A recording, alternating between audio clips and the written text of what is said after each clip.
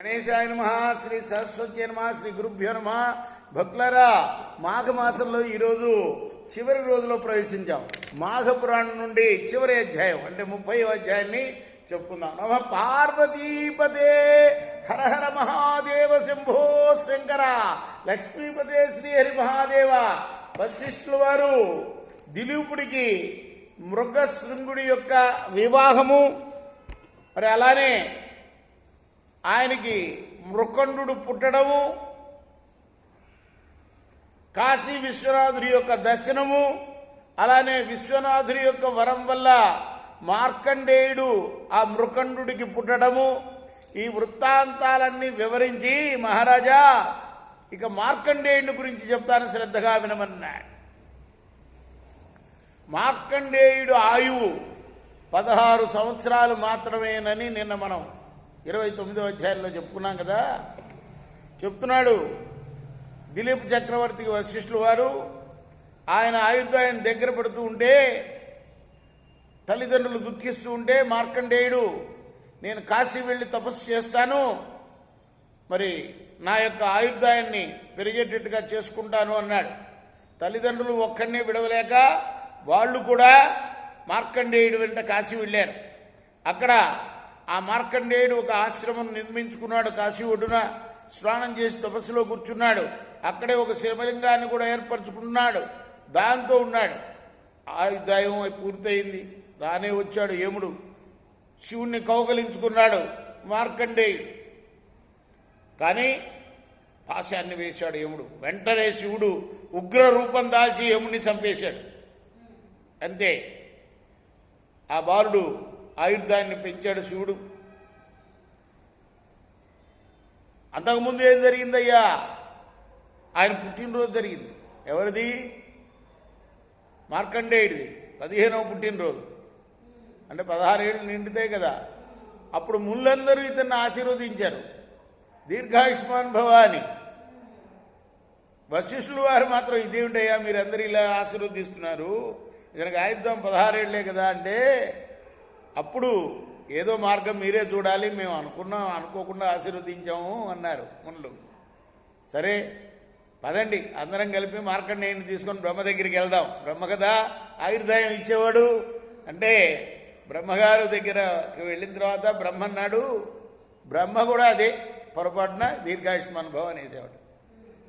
అయ్యో ఇదేంటయ్యా మీరు ఆయుర్దాయం ఇచ్చింది ఇంతే కదా అంటే, మరి ఇప్పుడు నేనేం చేయాలి? ఓ పని చేయమనండి, వాడిని వెళ్ళి కాశీలో తపస్సు చేయమనండి అని చెప్పాడు. ఆ మాట ప్రకారమే కాశీలో తపస్సు చేయడం, విశ్వనాథుడు ప్రత్యక్షం అవడం, ఇతన్ని రక్షించడం జరిగింది.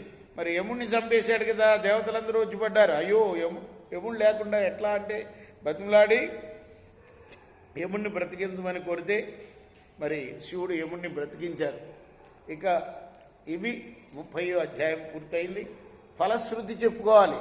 ప్రతి పురాణం చెప్పిన తర్వాత ఫలశ్రుతి అంటే మరి ఇది చదివినందుకు ఫలితం.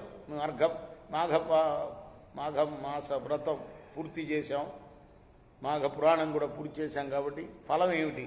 గృత్సమత మహర్షి జుష్ణుమునితో అంటున్నాడు, ధర్మ ప్రబోధకములైన మాసాల్లో ఈ మాఘమాసం అత్యుత్తమమైనది సుమా. ఎన్ని యజ్ఞాలు చేసినా అన్ని యజ్ఞాల కన్నా గొప్ప ఫలితం ఈ మాఘమాస వ్రతం వల్ల వస్తుంది. ఎంత గొప్ప మాసం! ఎక్కువ నియమాలు లేవు దీనికి. కేవలం అర్ధోదయ కాలంలో సూర్యుడు ఉదయించేటప్పుడు స్నానం చేసి అటు ఇంట్లోనో గుళ్ళోనో ఆ విష్ణుమూర్తికి 2 పూలు సమర్పించుకొని ఈ మాఘ పురాణాన్ని చదువుకుంటే చాలు. ఇదే మాఘమాస వ్రతం అన్నమాట. ఈ వ్రతం 1 రోజులు ఆచరిస్తే ఎన్నో యజ్ఞాలు చేసిన పుణ్యం వస్తుందని గృత్సమత మహర్షి జుహ్నుమునితో చెబుతున్నాడు. ఇది సర్వధర్మాల సారం. ఈ మాసం శివకేశవులు ఇద్దరికి కూడా ప్రీతికరమైన మాసం.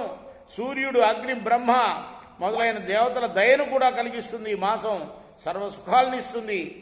మరి ఈ మాఘమాస వ్రతం గురించి నేను చూచిన దాన్ని, విన్నదాన్ని, తెలిసిన దాన్ని నువ్వు అడగకుండానే నీకు చాలా చెప్పాను విషయాలు. నేను మానవుడు అన్ని ధర్మాలని ఆచరించలేకపోయినా మాధవుడికి ప్రీతికరమైన ఈ మాఘమాస వ్రతాన్ని కనుక విడవక ఆచరిస్తే సర్వధర్మాల్ని ఆచరించడం వలన వచ్చే ఫలితం వస్తుంది.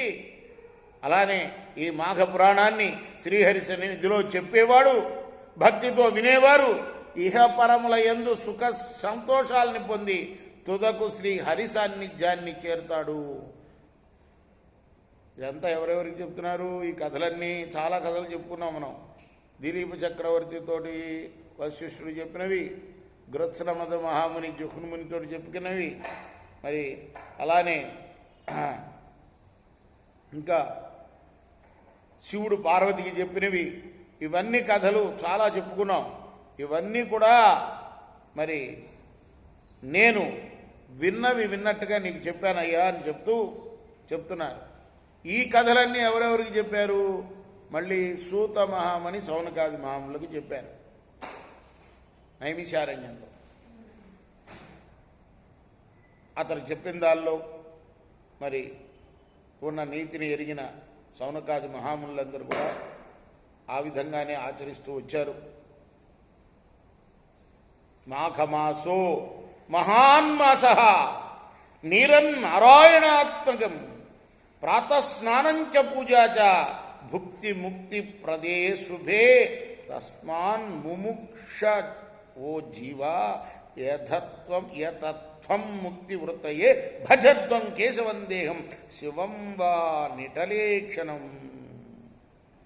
మాఘమాసం మహత్తరమైన సర్వోత్తమమైన మాసం. ఇప్పుడు నేను చదివిన శ్లోకానికి అర్థం అన్నమాట. జలం నారాయణాత్మకం. ఈ సమయంలో అర్ధోదయ కాలంలో స్నానం చేసి ఇష్టదైవాన్ని పూజించడం భుక్తిని, ఇహలోక సుఖానుభవాన్ని, అలానే మోక్షాన్ని కూడా ఇస్తుంది.